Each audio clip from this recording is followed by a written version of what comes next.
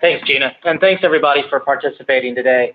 It is super exciting to be able to have Brian on, and Brian needs no introduction, but I'll certainly give him one.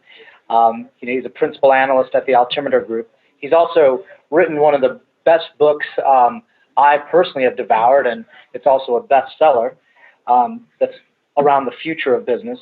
And he's really studied the art of influence and how that affects what we do as not just marketers, but companies as we move into the next era of how digital affects our lives.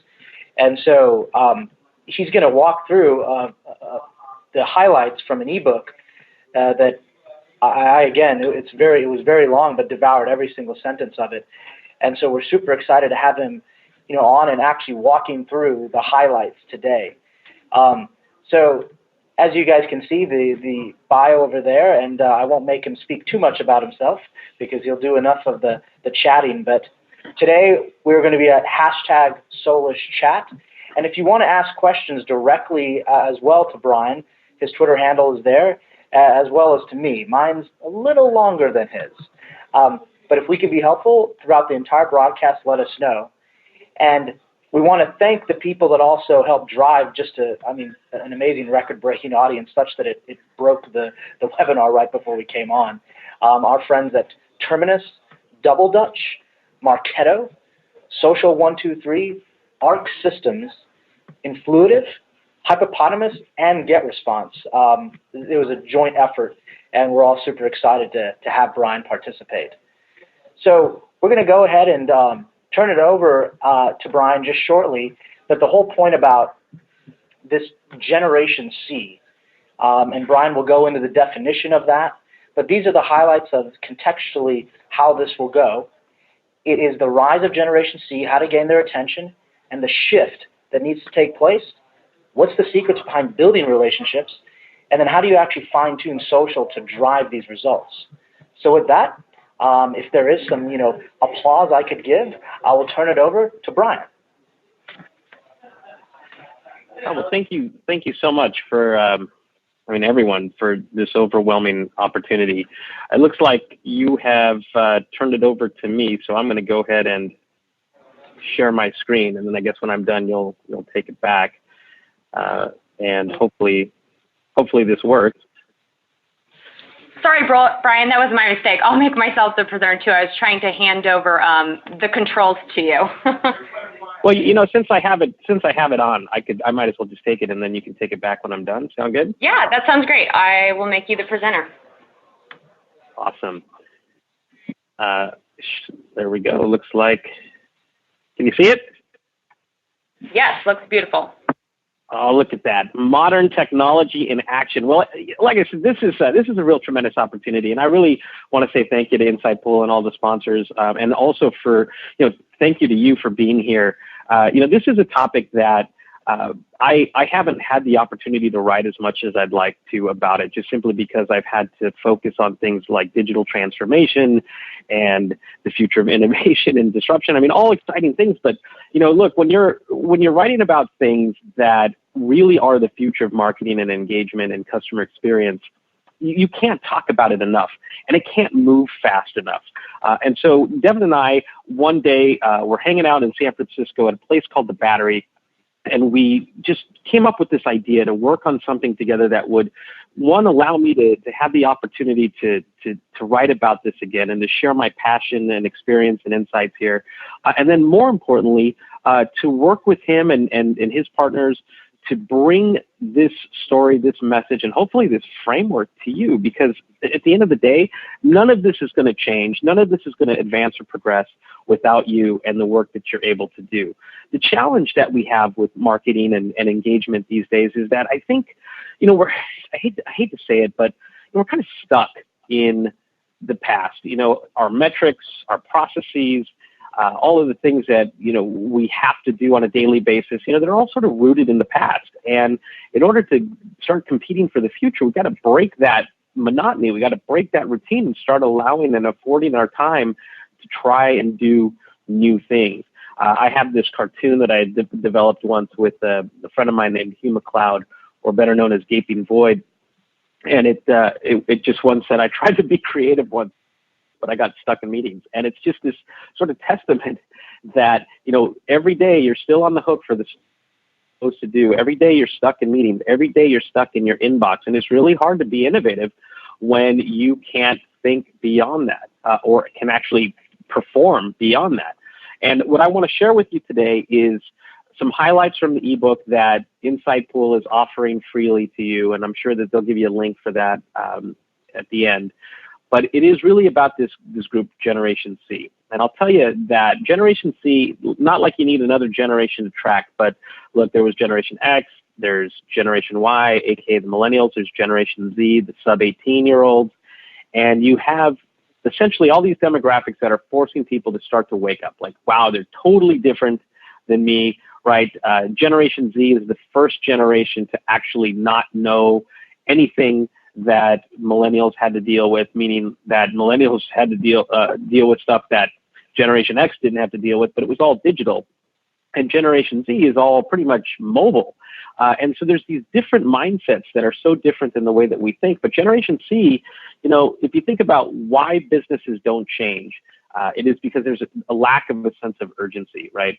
And Generation C was designed a couple of books ago in The End of Business as Usual, around demonstrating that you need a sense of urgency beyond just looking at these demographic categories as millennials and Generation Z, meaning that if you're 65 or if you're 15 or if you're 35, if you use a mobile phone, if you use social, if you are using emoji, you are probably starting to exhibit similar characteristics and behaviors. And the point is that this group is becoming the bigger marketplace.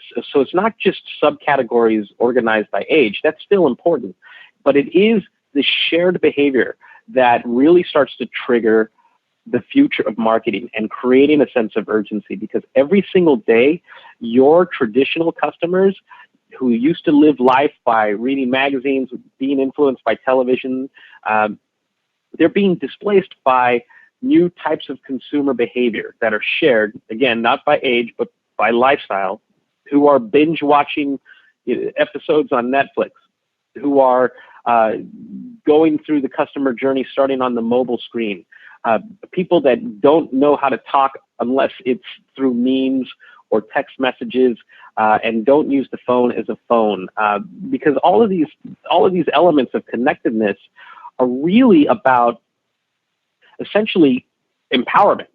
Right? There's a psychological element to this. There's also a lot of social science that marketers just kind of miss. We go to where they are.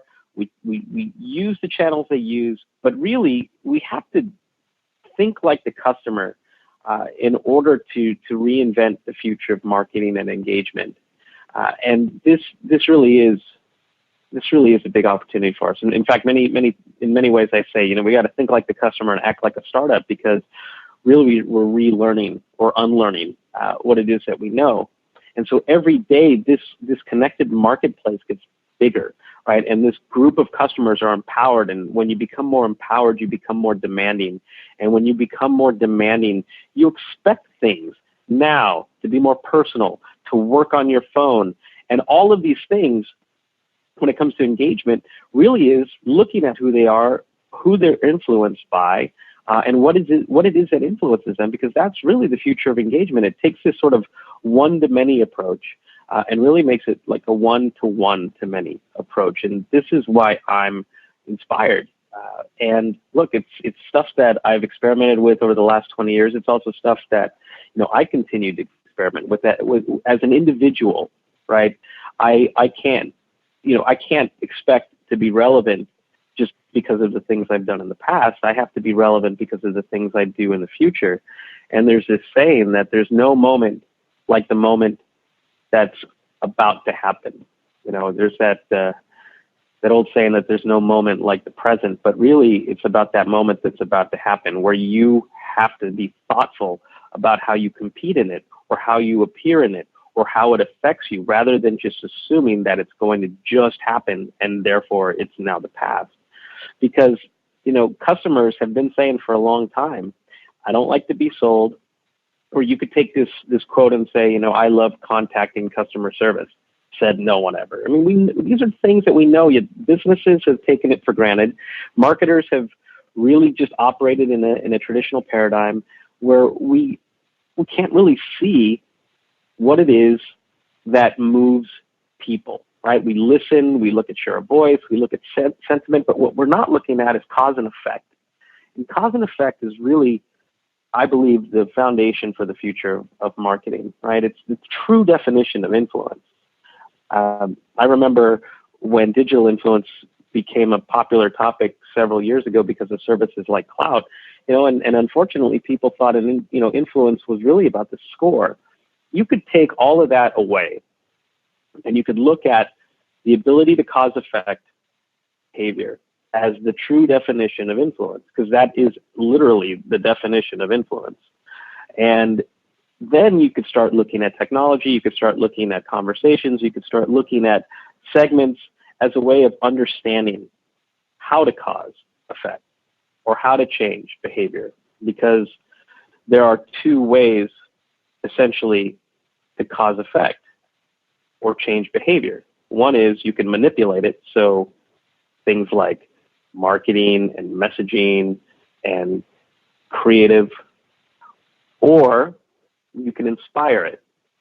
And if you look at the stat, I mean, I'm surprised it's not 100%, but it really is about people to people. And if you think about what influence is in this regard, it is essentially looking at what happens when someone goes through the journey and who is influencing them, how and why, and then how could you become part of the community? And I couldn't emphasize this enough. When you look at marketing from that regard, you really start to think about, look, I don't have to abandon all of the things that I'm doing, but I do have to make room for engagement of influencers, engagement of customers, and the rapid investment in making this a bigger deal than it is today. And it's hard because you're going to get hit with questions like, well, what's the ROI? And you're going to say, oh, well, it's not about ROI. It's about just being part of the community. But there really is ROI there, where if you change the I to investment to the return on influence, you could really start to see what's possible. And this is the new era of business. You can track clicks and impressions and sentiment and sales based on how people interact with the information that they find. And more brands are starting to figure this out and experiment it in more micro-oriented campaigns that add up to macro experiences. So it's the little things that equal the big things. Devin, do you want to talk a little bit about this? Yeah, thanks, Brian. It has been amazing, as I think some of you have probably seen, Coke doing their highly personalized on bottle and on digital campaigns. So think about a company like Coca-Cola literally revolutionizing how they even do labeling on their bottling, because they've recognized that they need to appeal to the individual, literally at their name level. And what we found with that is that the most amount of sharing and activities that are happening, it's all user-generated content, which is a new marketing measurement for them. And so a company like Coke saying, we're going to redo how we do everything, and then we're also now even going to take tweets and personalize them to people as you're scrolling through your feed that actually says your name on it. When literally probably the most recognized brand in the world does something like this, it should give all of us a way to step back and think. It's not that this era of personalization is coming, it's that it's already here and we have to play catch up. And so, Brian, there's probably a couple other examples that I can speak to just after this, but take Nutella. One of their again, greatest campaigns is literally like making you feel like this is just specifically for you. And it's amazing when people are contacted in a sincere and authentic manner, what they are willing to do. I think there was even a Forrester analyst that talked about this recently that said advocacy is the new demand gen.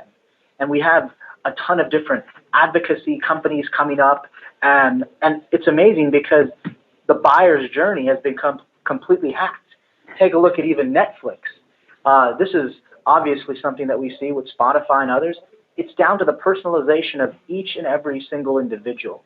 And then on some of the next ones, you've got social media and others.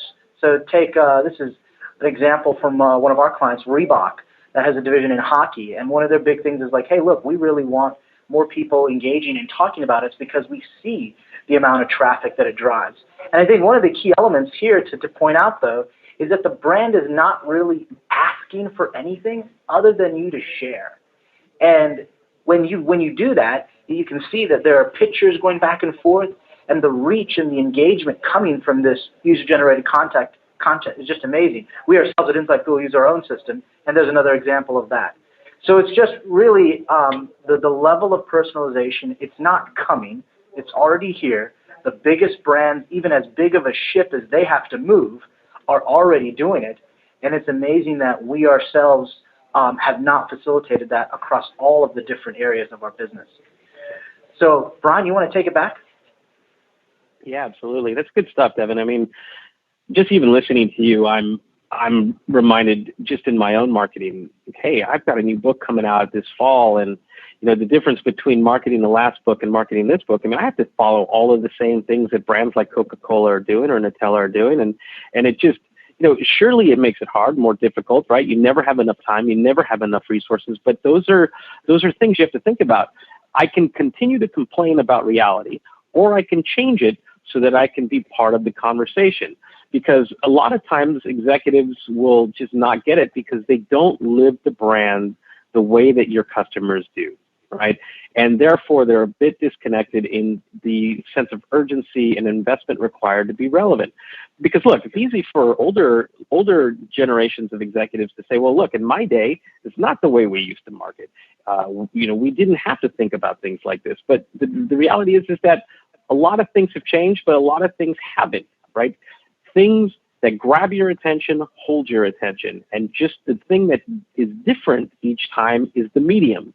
And the mechanisms used to attract attention has also evolved. Now it's just extremely radical, but we can evolve along with it. And unfortunately, what we did when we, let's say, were given the gift of social media several years ago, is we just jumped onto the networks and we just did what we always did. And some of the better brands got into user engagement, they got into user-generated content, but we really didn't take as much time as we should have to get to know what was different about this group, what was different about each network, what were they looking to do, what was it that they were hoping to accomplish, what was their aspiration, what were the interests, all of these things that could have really redefined the future of marketing, where these platforms essentially were digital representations of human communities, right? It's just that technology facilitated it differently, right? And so you look at some brands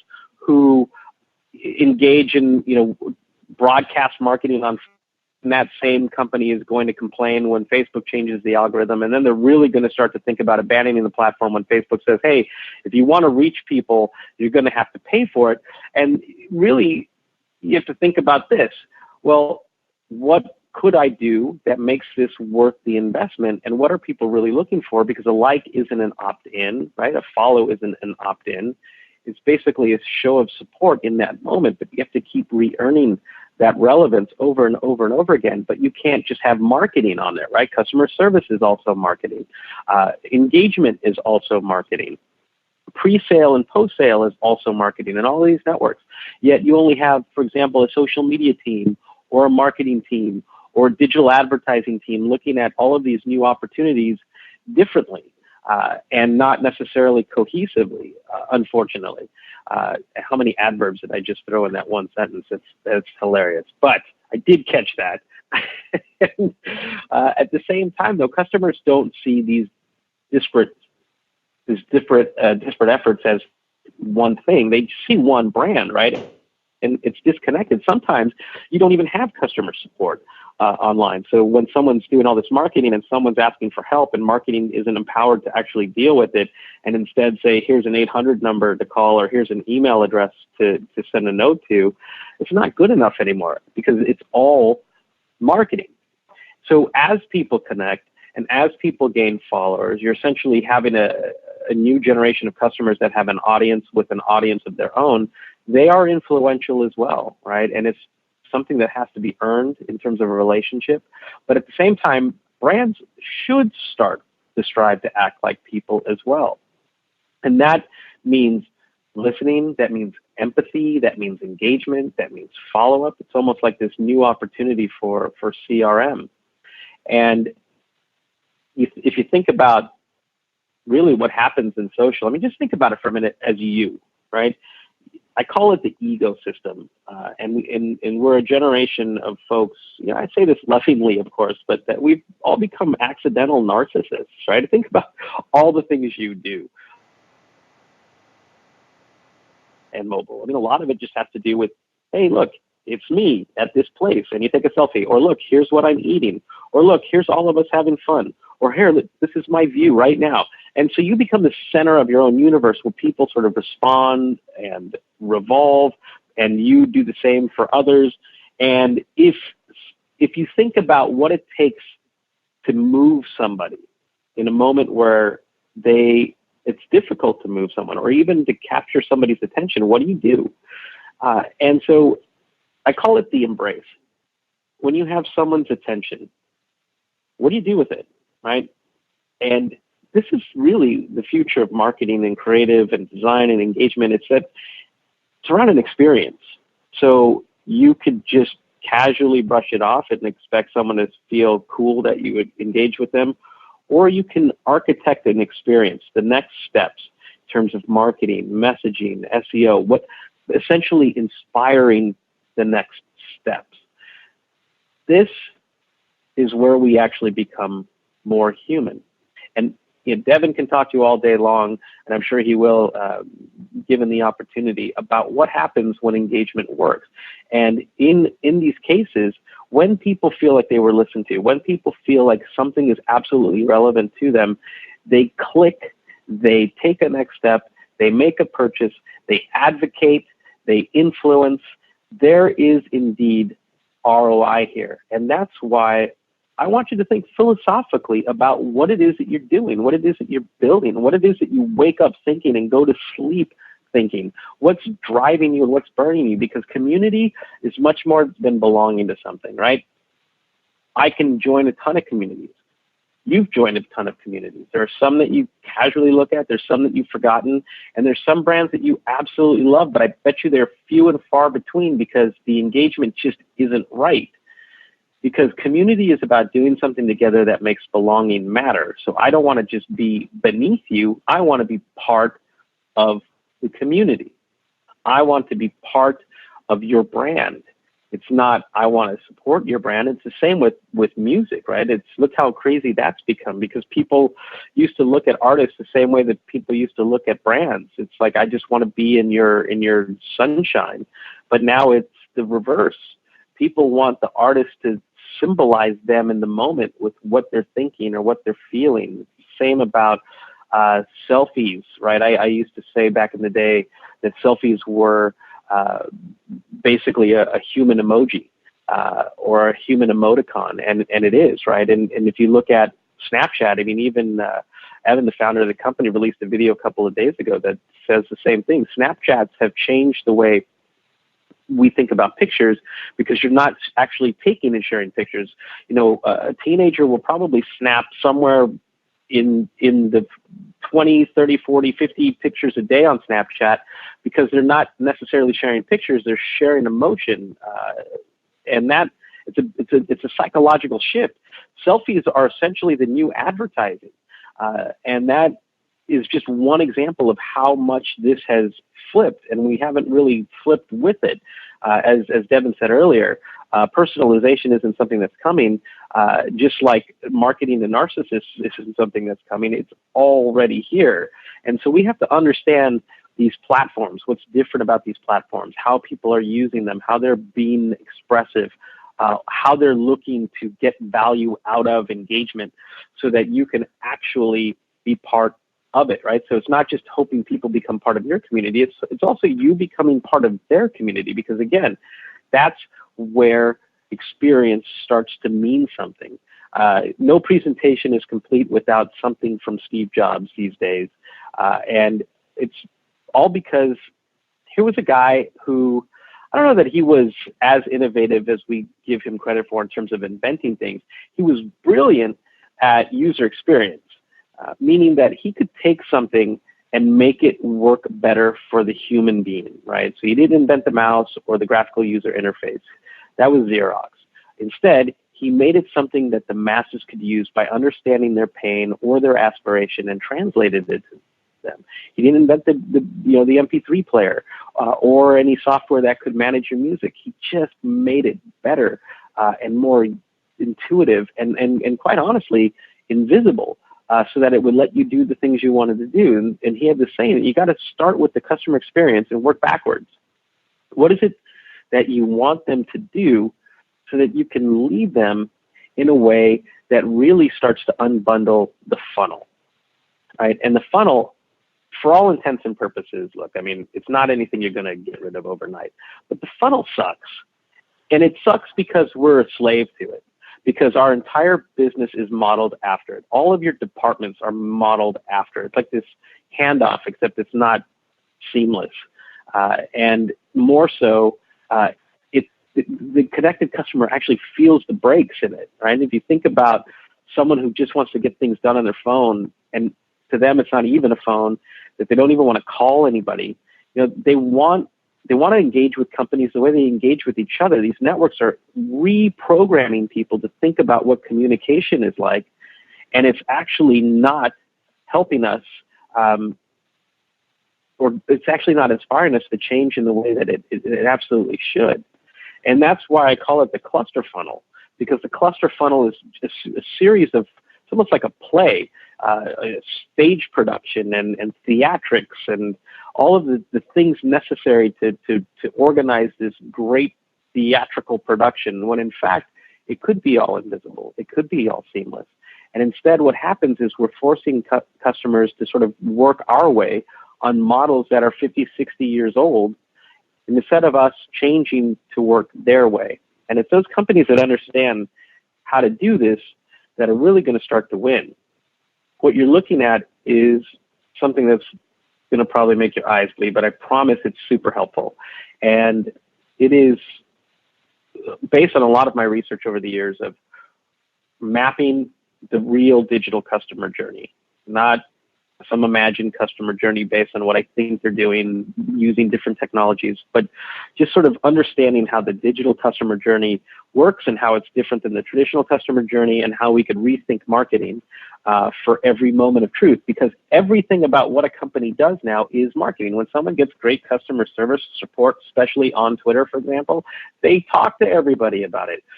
If somebody helps someone make a decision, because they placed killer content on YouTube that someone could find, they're going to talk about it and they're going to share it. Everything that a company does when it involves engaging a customer is influence. When they talk to their peers and get them to be part of an extended community, that also moves this around. Because every stage, if you look in the center of this, is what's called the influence loop. So either influencers are helping by creating content or engaging people on your behalf or on your competitor's behalf, and it moves people along this journey. Or your customers are creating the content and engaging other people because of how they do business with you. That's moving people along the journey. That's why when we talk about more than they listen to brands, this is the architecture of that. This is exactly what's happening. And this is in the ebook that Insightful is going to give to you. So you'll be able to study this a little bit more. But this is how you fine-tune social media and engagement to drive better results. What we're essentially doing is building trust, right? And you're building trust because you're not actually marketing at people. And that's what's so counterintuitive about this. Because when I say the word marketing, I actually mean engagement, right? And engagement is a moment in which you provide value and someone takes away value so that you plant the seeds for relationships. It's totally different than creative. It's totally different than just driving UGC because that's what you're supposed to do. It's absolutely about informing, helping, adding value to, help, essentially just being of service to people how they want, when they want, where they want, because you've taken the time to study it. A lot of times this could be done through content. A lot of this could be done through super compelling ads, but they're all rooted in empathy. And that's really what this is about. They don't trust executives. And I want you to think about this too, right? It's 2015. The best we've been able to do for a website is make it responsive. But we haven't actually thought about what a website is in 2015, because it's essentially not much different than 1995. It's a place to talk at people, tell them our story, and hopefully click them through to buy something or to request more information, which is cool. But think about it this way. We live in an era of Tinder, swipe right? And so it's not just a matter of UI, right? Because that would just be responsive design.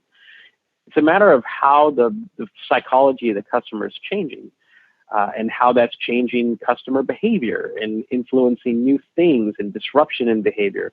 Just look at all of the articles written by psychologists on the effect that Tinder and apps like Tinder are having on younger children. And you'll be blown away at just how much this is changing people. And that's why we have to build trust by engaging them their way. And it could be a response. It could be content that was inspired, a series of pieces of content that was inspired to engage those responses, because it's not just about making funny cat videos or memes or infographics. It's really about putting information out there that people can find when they need it and how they need it. Devin, you want to talk to us about Champion? Yeah, no, absolutely. And I'm really glad we have this webinar recorded, because we have you on record as saying that as Devin was going through those slides, I was inspired. That's gonna be the quotable and tweetable for me. So thank you for that, Brian. The interesting part is you take a brand like Champion. This is just another example. They're asking about what makes you one. And as we all know, I think Brian has alluded to this, is the narcissism effect that might be because of social.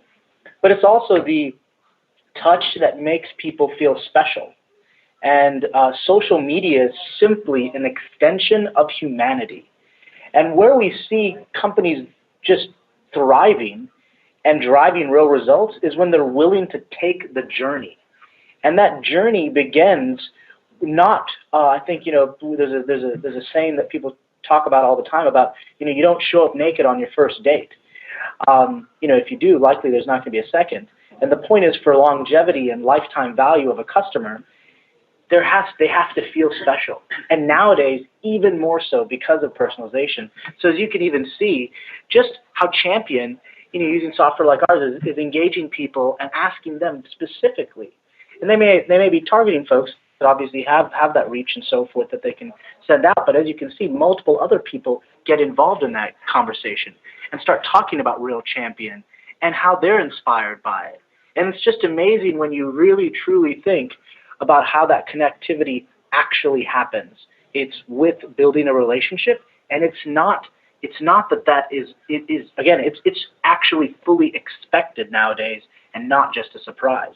Same kind of example with a really cool brand like GoRaw, talking about how are you committed to this, and look at all the parties that decide to engage with it. It's really about, like Brian said, starting that conversation and being willing for that journey. And I think that as marketers or as executives, you need to educate your C-suite. Is a journey that drives 10x the results that you may get traditionally, but it does not drive it immediately. And that's what people have to be willing for. All right, Brian. And I think this is another really fun one. 50 Shades of Grey is another fun client, but it's when you engage with something even suggestive, right? Are you curious for more, Danielle? These 50 Shades copies come with a little something extra. Again, the biggest thing is when I said humanity.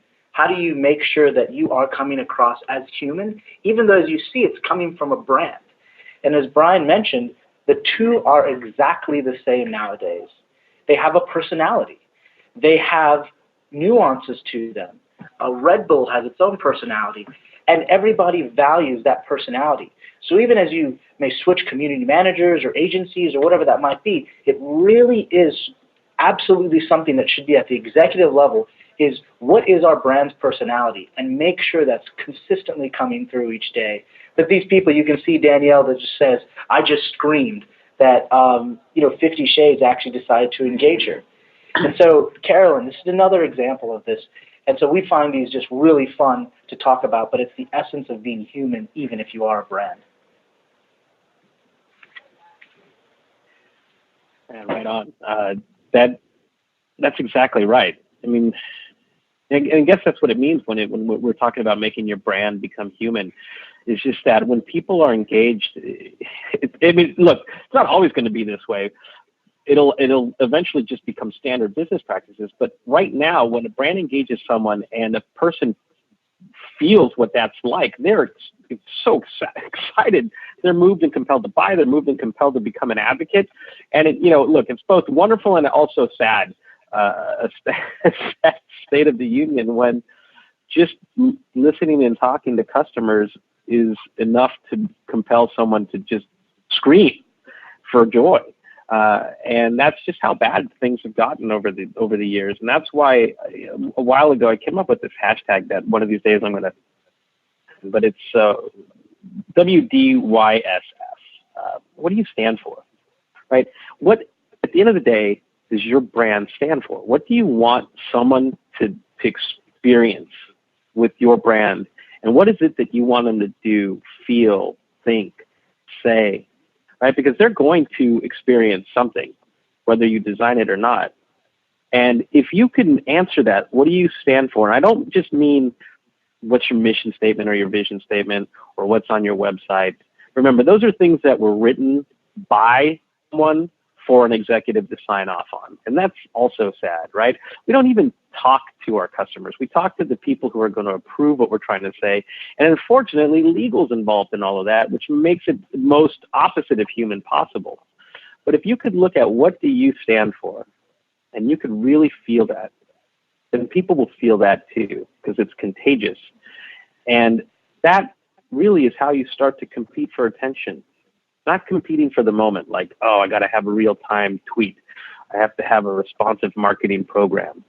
I have to have my editorial calendar for Facebook and Twitter and Instagram and Pinterest ready to go. It really is just trying to make people feel something. It is really trying to help people feel connected. And more so, it's you being connected because it inspires your strategy differently. It inspires what you say differently. It inspires the things you create differently, and more importantly, where you place them. And so with the time that we have left, we wanted to open it up to you for Q&A.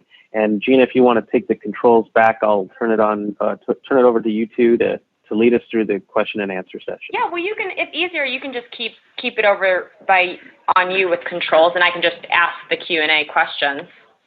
Well, we could do that too. Didn't have time to type them out since they came in real time. So one of our questions came in from Karen Hart, and it was at the very beginning of the webinar. She asked, won't personalized accounts have a shorter life with your customers? How long will Coke's personalized name campaign last before the customers get bored? So I think, Devin, that one's actually towards you. Yeah, I'll take a shot at it, then I'll have Brian comment.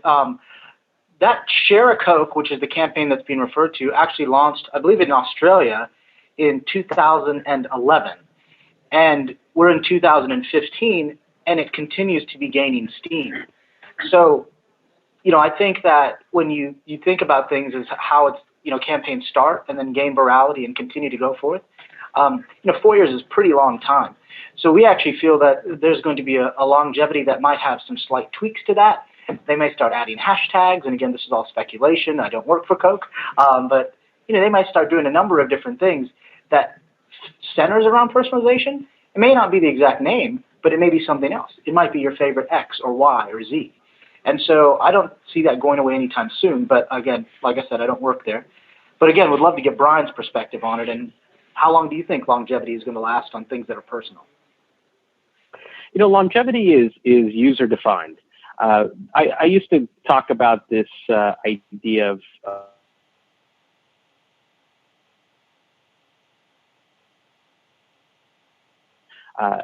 so there's right, which stands for relevance, resonance, significance.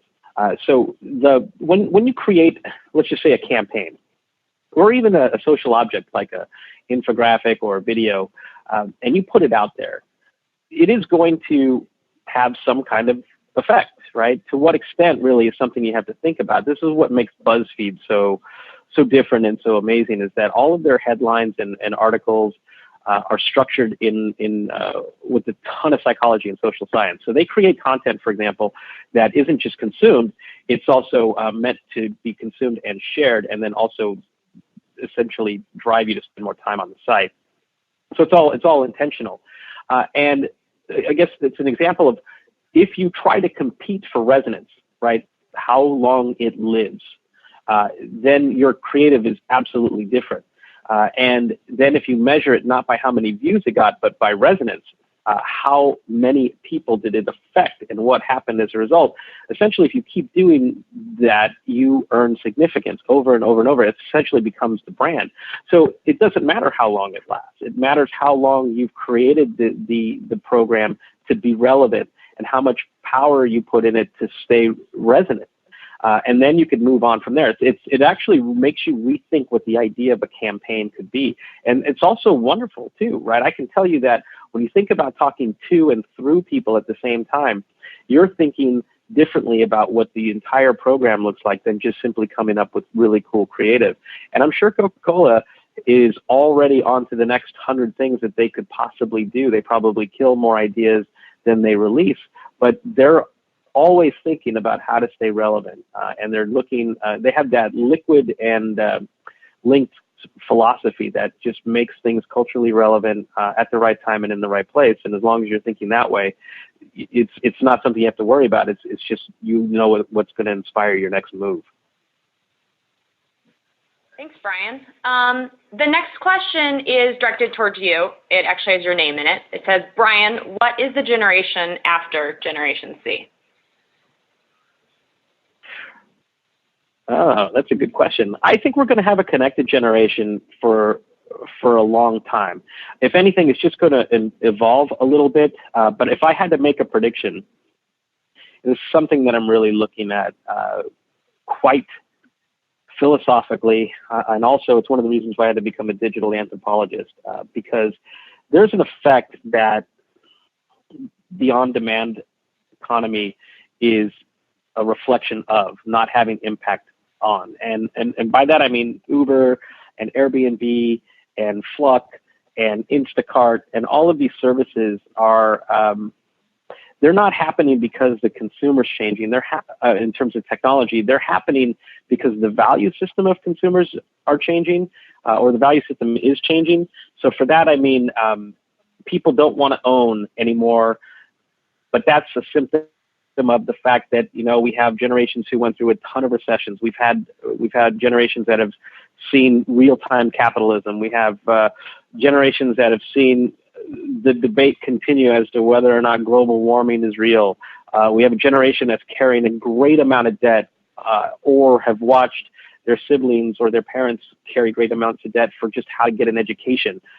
And so these are things that are carrying a significant amount of weight into the next generation of consumers, where they actually want to have a different impact on society. They think about their relationship to brands and products differently. This is why you're seeing a lot of renting or borrowing instead of owning. And that, to me, is the next generation that I'm watching very, very closely. I don't have a name for them yet, but when I talk about narcissists, they pale in comparison to what this generation represents. And also, by the way, this generation is hopeful for the future of the economy. So with the right engagement, we're going to steer them in some very meaningful ways.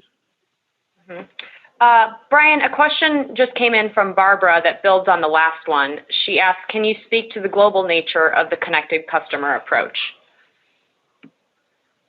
Well, I'll do my best. And this is controversial, right? And a lot of this is just hypothesis based on observation. Something really strange is happening. The internet, made the world a much smaller place in the same way that everything has, right? Boats, planes, phones. But what social media has done is it is creating a global internet culture, right? So a cat meme in the United States is a cat meme in France, and it's a cat meme in Iran. But the strange thing that happens as a result is that we start to share similar attributes, at least digitally, when it comes to culture. And you're starting to see this sort of reset people's expectations of life, right? So like, because social media is literally pulling us into an era of transparency, of radical transparency, it's really making people start to question not just Santa Claus or the Easter Bunny, but religion, marriage, music. And you're really starting to see these global types of things take hold. Now, what that means is, from a consumer level and a product and brand level, you have to be both globally relevant and also locally relevant.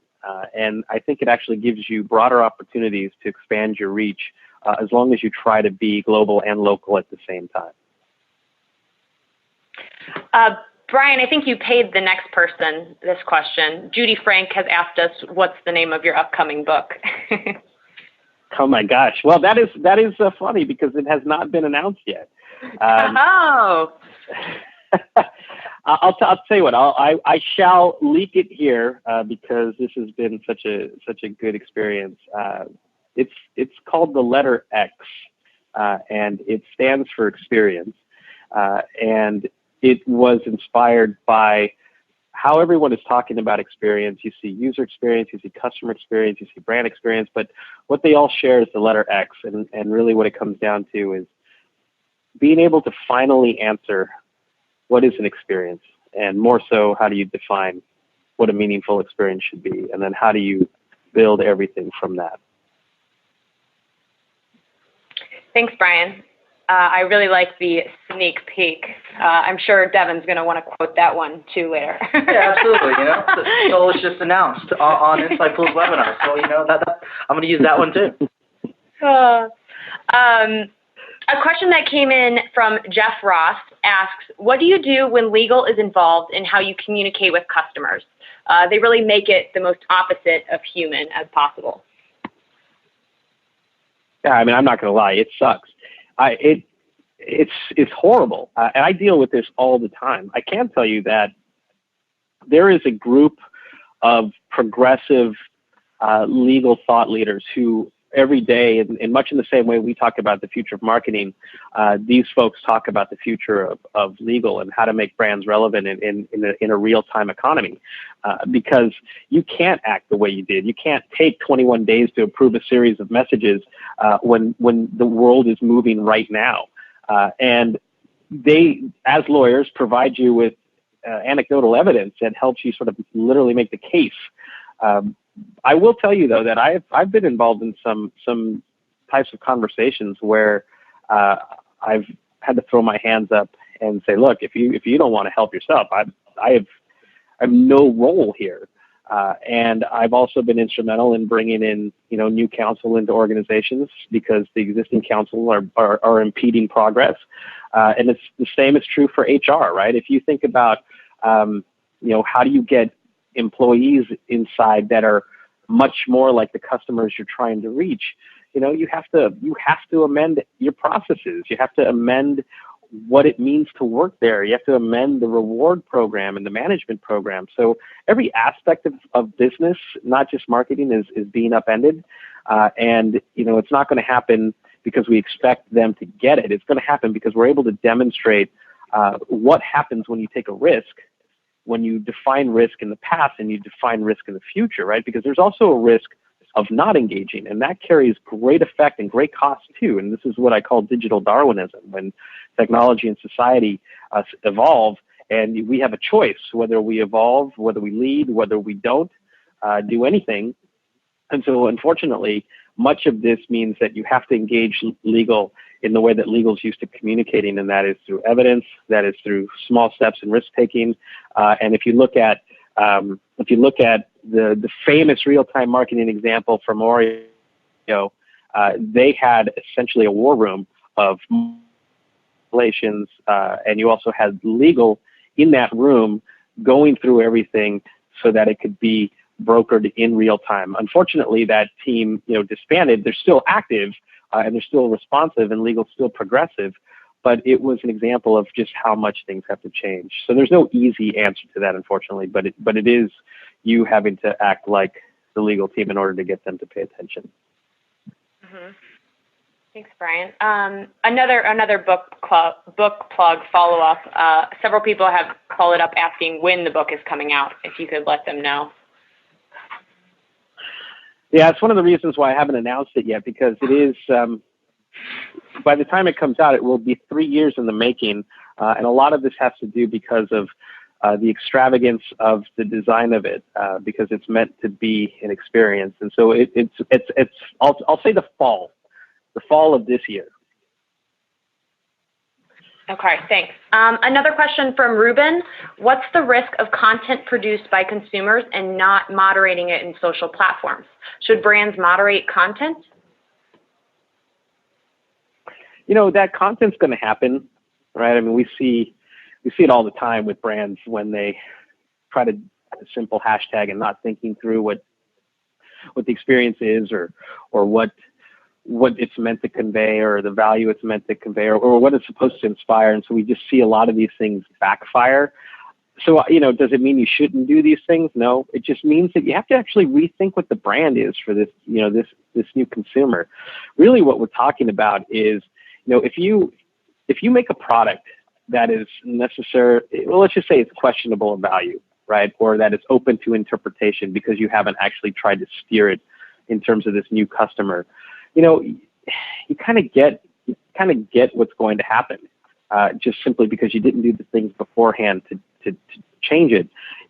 Your work really it needs to get ratcheted up first, and that is, what does the brand mean? What do you stand for this new connected consumer? What do you stand for Generation C? Is it in line with their values and their expectations and their preferences, right? All these things are answerable. We just have to take the time to, look at it and say, wow, actually, here are a couple things that our brand pillars are off on, and we would have to rethink that. This is one of the reasons why, companies like McDonald's are going through, real difficult times, because it's not just how you market, it's also what you sell and how you sell it. That matters, right? And this is why companies like Starbucks are doing really well. They have an innovation department that looks at the changing behaviors of consumers to match up their expectations. And a lot of this is driving new behavior. In fact, 15% of all Starbucks customers pay with their mobile phone, and it's growing because they've tried to make that happen, and they create value in doing so for people. So, and then your user-generated content essentially becomes a reflection of what the brand means, and I guess that's the bigger philosophical answer. And we have one last question that's come in from Clark Andrews. Thoughts on how much share of voice any one individual should have within your brand? Narcissists are competing within marketing. How should marketers approach the individual? Do we mean share of voice when it comes to consumers, or do we mean share of voice when it comes to internal marketers? What do you think, guys? I'm thinking internal marketers, but I would say internal. Well, I'll answer both. There you go. Some of the best companies that I'm studying right now in terms of my digital transformation research are actually creating a much more unified marketing department. So Sephora is one of those companies where they take anyone who touches the customer, whether it's email, whether it's kiosk, whether it's digital or social, and they made one department. And they're all operating around this common vision of the new consumer. So they've gone all the way backwards to reinvent Sephora, and then all the way forward to then essentially enact or activate all of these different opportunities cohesively to act as one brand across these fronts. And it's all sort of defined. Everybody has a responsibility in their respective channels to all act as if one person was doing it. So it needs a little bit more of orchestration. And that orchestration is going to come because either the chief marketing officer or the chief digital officer or someone takes a leadership role. Otherwise, everyone's going to fight for it, and that's only going to create more chaos, and you sort of exasperate the problem. I'll tell you this, though. Leadership doesn't really come down from the top. So a CMO is probably, unless they're a real brilliant one, or going to come down and tell you, hey, I had a dream last night. We need to do these things. It's going to happen because leadership comes from the middle. So someone has to sort of be selfless, organize a group of people who are also going to be selfless and act for the greater good of the brand in terms of engagement. Because otherwise the consumer, and remember, the consumer is going to experience your brand their way and they're going to react their way. So that's why brands are sort of co-created now instead of just created. And you're going to have to really think selflessly and bringing the right people together in order to solve this problem, because no one person can own it, even though we want to, or some people are trying to. And this is something that has to take a much more flatter approach in terms of internal management to solve. By the way, I have a lot of research on this. And if you look up the 6 stages of digital transformation, or if you look at the 7 success factors of social business, or if you look up the evolution of the 6 stages of social business, these are all 3 different reports that I've written. Also, the mobile CX. All of these are just different research reports that I've written that actually answer this question of how other brands are doing this successfully, and hopefully that helps. Well, Brian, this has been a lot of fun. We've gotten a lot of Twitter chatter that says, hey, Inside Pool and Brian are talking about showing up on your first date naked. We're showing 50 Shades of Grey examples. And then Brian's new book is called The Letter X. So we definitely have captured everyone's attention this one. So it's been a lot of fun. And we're super glad to have somebody like you so engaging, but also just steeped in the research of all of this data. And I think it's got to be really fun for you to be able to have, kind of seen this actually coming and see people adopting it and see the world changing that you'd kind of seen already. And so we're, again, thrilled to have had you. And for those of you on the line, please remember you can get Brian's ebook at insidepool.com. Feel free to download it. And we're all sitting with bated breath for The Letter X. Thank you, everyone, and thank you, Brian. Thank you, everybody.